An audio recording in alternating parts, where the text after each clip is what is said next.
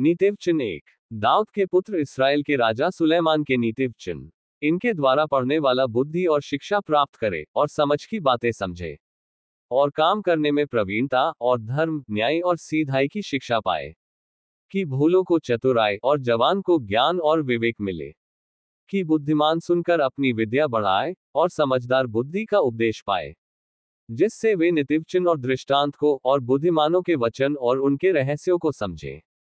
यहोवा का भय मानना बुद्धि का मूल है। बुद्धि और शिक्षा को मूढ़ ही लोग तुच्छ जानते हैं।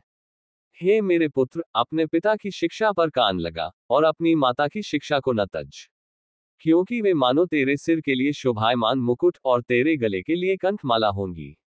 हे मेरे पुत्र, यदि पापी लोग तुझे फुसलाएं तो उनकी बात न मानना। यदि वे कहें, हमारे संग चल कि हम हत्या करने के लिए घात लगाएं, हम निर्दोषों की ताक में रहें, हम अधोलोक की नाई उनको जीवता कब्र में पड़े हुओं के समान समूचा निगल जाएं।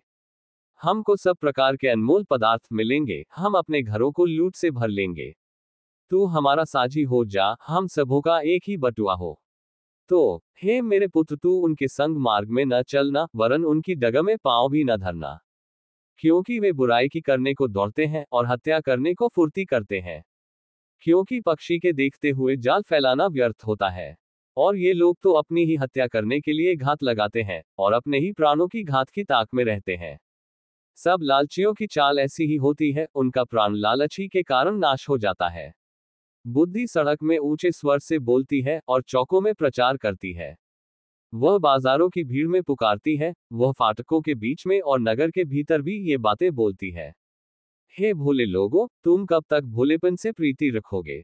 और हे ठट्ठा करने वालों, तुम कब तक ठट्ठा करने से प्रसन्न रहोगे? और हे मूर्खों, तुम कब तक ज्ञान से बैर रखोगे? तुम मेरी डांट सुनकर मन फिराओ। सुनो, मैं अपनी आत्मा तुम्हारे लिए उंडेल दूंगी, मैं तुमको अपने वचन बताऊंगी। मैंने तो पुकारा परंतु तुमने इनकार किया, और मैंने हाथ फैलाया परंतु किसी ने ध्यान न दिया। वरन तुमने मेरी सारी सम्मति को अनसुनी किया और मेरी ताड़ना का मूल्य न जाना। इसलिए मैं भी तुम्हारी विपत्ति के समय हंसूंगी, और जब तुम पर भय आ पड़ेगा। वरन आंधी की नाई तुम पर भय आ पड़ेगा, और विपत्ति बवंडर के समान आ पड़ेगी, और तुम संकट और सकेती में फंसोगे। तब मैं ठट्ठा करूंगी। उस समय वे मुझे पुकारेंगे और मैं न सुनूंगी। वे मुझे यत्न से तो ढूंढेंगे परंतु न पाएंगे, क्योंकि उन्होंने ज्ञान से बैर किया और यहोवा का भय मानना उनको न भाया। उन्होंने मेरी सम्मति न चाही, वरन मेरी सब ताड़नाओं को तुच्छ जाना।